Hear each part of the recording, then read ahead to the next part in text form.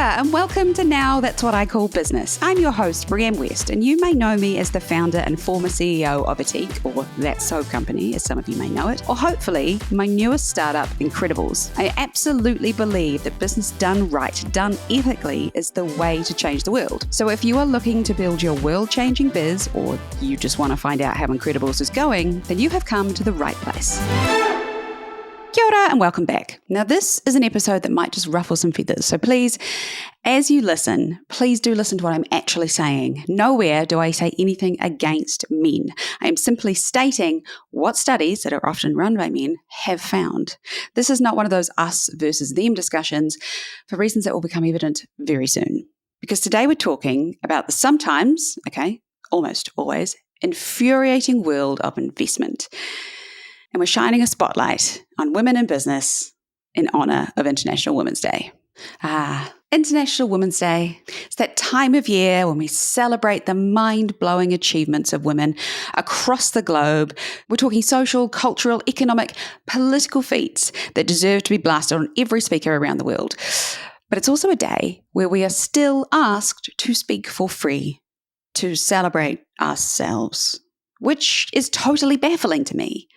Seriously, it's 2024 and we are still dealing with this? I only got 2 requests to speak for free this year, which is an improvement on last year. But the fact that it still happens, baffling. If you know me, you will know that I founded and ran a beauty company called Atique for 10 years. I started it in my kitchen, grew it to over $100 million in sales, and raised investment through angels, equity crowdfunding, and private equity. Raising capital is both fun and exhausting, and frustrating and exhilarating and stressful and everything in between. But I'm not going to talk about my personal money journey today. I've done that before. You can go back and see that in another episode. Today I want to talk about the disparities in investment in women. So let's start strong with a horrendous statistic that probably some of you have heard. 1.9% of all venture capital investment goes into women-founded organizations. 1.9, not even 2%. So if we pause and consider that number in the context of the billions and billions of dollars that flows through the startup ecosystem, less than 2% finds its way to businesses led by women. For women of colour, it's infinitely worse, with these ventures receiving about 0.34%. Interestingly enough, mixed gender teams receive about 8% of the total pie. So the vast majority, 89% of all venture capital, goes to solely male-led organizations. Now, hearing that, you might assume that the money simply goes where the performance is, right? Now, hearing that, you might assume that the money simply goes to the companies that perform the best. That's how it works, because these venture capital firms are run by analysts and financial people who look beyond things like gender and don't care about any of the rest of it. Well, no. That's not how it works. Women founders bring in 78 cents for every dollar of investment. Men only bring in 31. That's not a marginal difference. That is a fucking chasm, and it highlights the efficiency and efficacy of women-led businesses. Further studies have underscored this point, showing that women-led companies outperform all male teams by 63% and deliver a 35% greater return on investment. So you've got to wonder, why does this investment gap exist? Well, the venture capital world is, as you'd expect, massively male-dominated.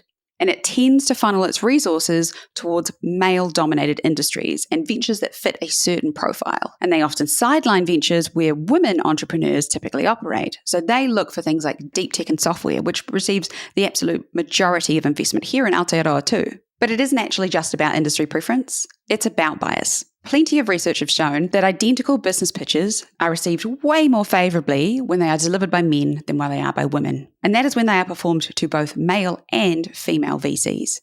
That was a study run out of Harvard. I mean, that bias isn't surprising, but it's fucking disappointing. But it's also economically short-sighted, right? So if we look at the overperformance of women-led companies, obviously they're going to have a benefit for us as a whole. By overlooking and undervaluing these organisations, the global economy is missing out on as much as $5 trillion annually to GDP. That is how much we would all benefit if we simply invested equally in men and women. And of course, the best bit, and why it's a benefit to everybody, is that women do tend to invest more in their communities and their families, focusing in particular on health and education, which is, of course, a benefit to all. So this isn't just a nice thing to do. It isn't a favour. It's the right thing to do for everybody. But I actually think this next statistic is probably worse. So because of this gaping chasm of inequity, and yes, that's a little bit dramatic sounding, but I think it fits, there has been a big rise in VCs that are specifically pitched to fund women, which is wonderful. But yet more studies have been done and have shown that startups who receive investment from those female-focused funds are penalised in future rounds. The perception seems to be that they receive the investment out of a kindness rather than merit. And that misconception just further entrenches this massive funding gap. It is totally fucked. The statistics in the studies are absolutely clear. The underinvestment in women-led startups is not a reflection of their potential or their performance, but a systemic issue rooted in biased and weird, outdated perceptions.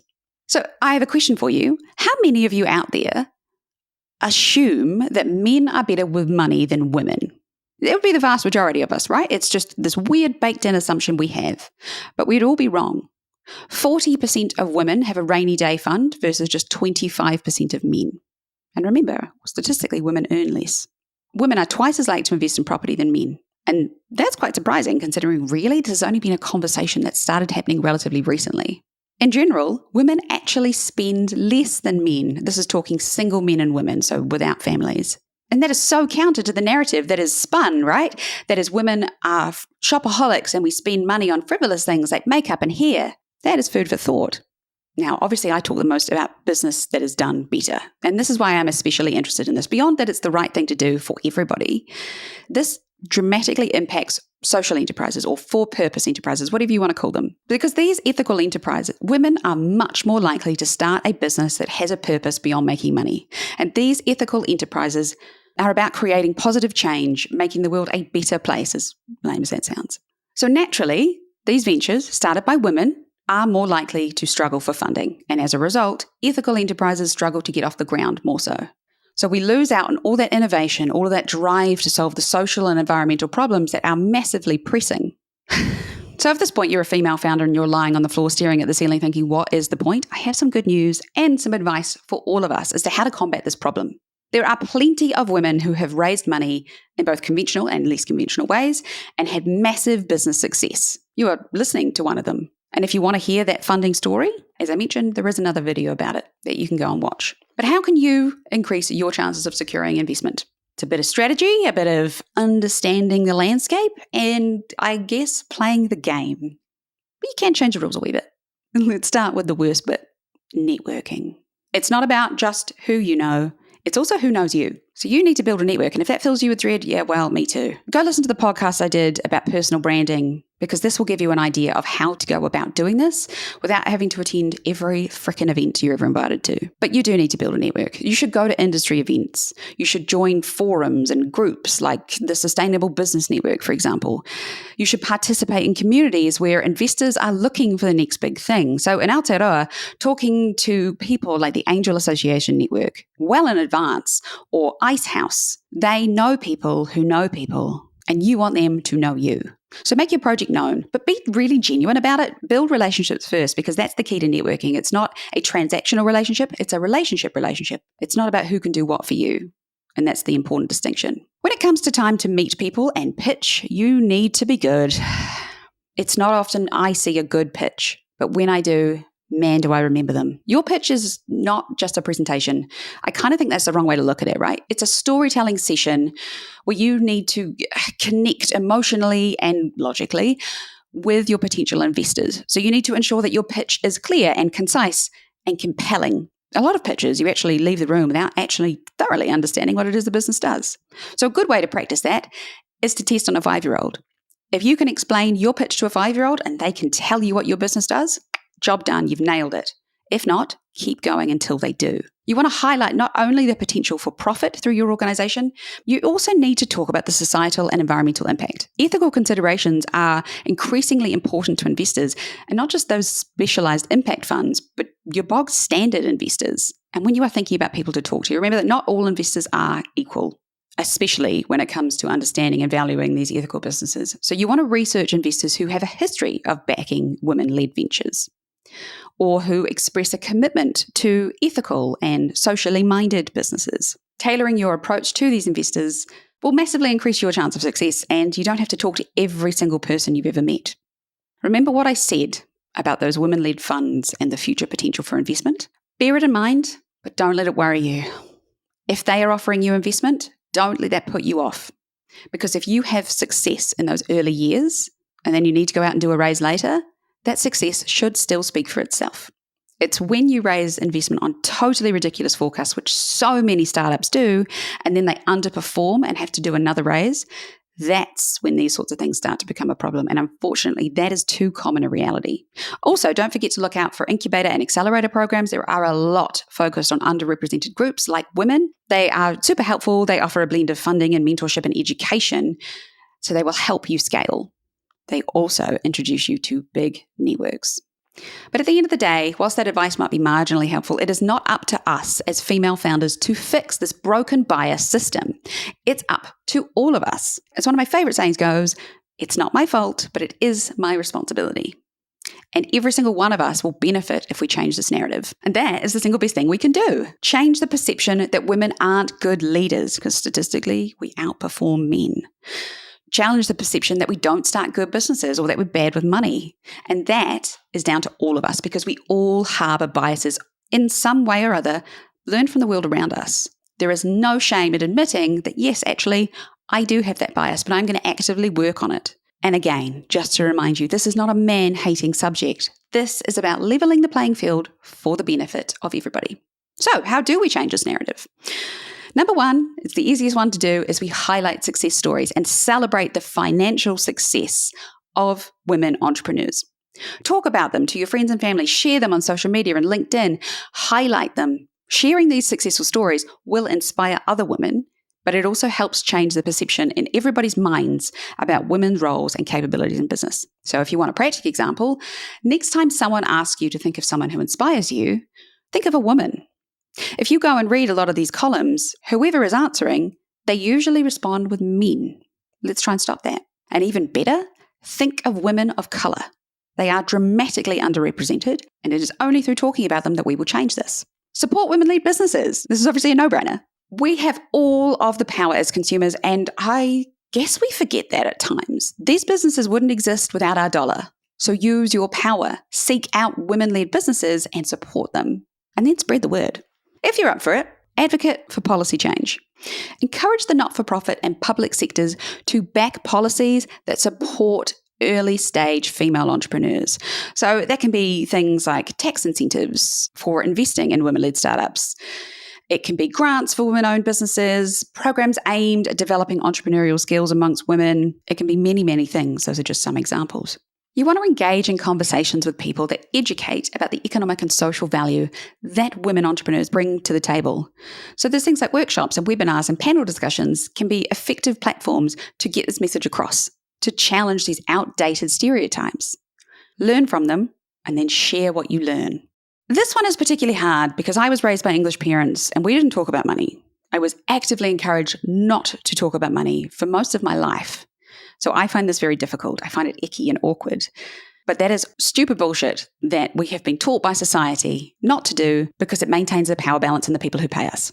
So I want you to encourage women to speak openly about their financial success. You don't have to go around telling everyone you're a multimillionaire and you're all this and you're wonderful like those biz bros. But talk about your success. Share what you've done that's made you financially successful. I challenged myself on this episode to say that I'm a multimillionaire. And here I am saying it. And I feel bloody stupid, but I cannot give you this advice if I don't follow it myself. There is no shame in sharing your success. And the more women that do it, the more we will challenge the stereotype that women aren't successful. This is another tricky one, but it becomes easier with practice. Actively challenge biases in your professional and personal circles. So if you notice that someone's underestimating women's business acumen or financial success, they're making a joke, speak up. Correcting these misconceptions, making it clear that these jokes aren't acceptable or correct or fair, is how you change a culture. It's how you change the conversation. And yeah, it can be really fucking awkward. I get that. But the more we do it, the easier it gets. And the less acceptable those sorts of things become. That is the only way we have ever changed anything, is by talking about it. And finally, if you are more established in your business or your career, you should consider mentoring. Both men and women should consider mentoring women entrepreneurs. Mentorship is life-changing, and I can attest to that not just being for the mentee. I have learned so much from everybody in the Business But Better mentorship program, and others I have worked with. And it has absolutely changed my life. Mentorship is incredibly beneficial for both parties. It can change the life of the people you mentor. Now, remember, every successful woman entrepreneur who secures investment not only paves the way for her business, but also for the countless others following in her footsteps. I can already read and hear the comments saying, but this is unfair to men. Of course it isn't. Men are already considered the leaders in the business world, despite evidence proving that women are as good, if not better than. All we're asking to do is level the playing field and invest in women as much as we invest in men.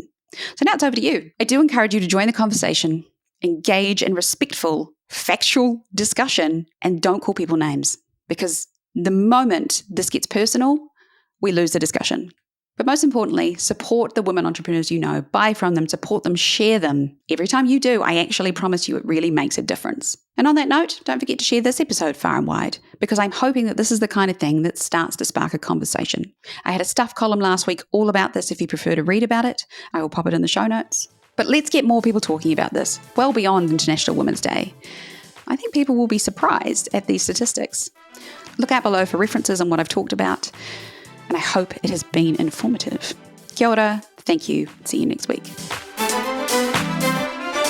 Short and sweet, like all the best podcasts, right? Thank you for learning with me. It is always an absolute blast to put these together and share these stories, some of them which are a little ridiculous, and they all come from building a business that will hopefully change the world. If you enjoyed this episode, don't keep it to yourself and feel free to drop me a rating and hit that subscribe button. Kia ora, and see you next week where I will have another incredible episode for you.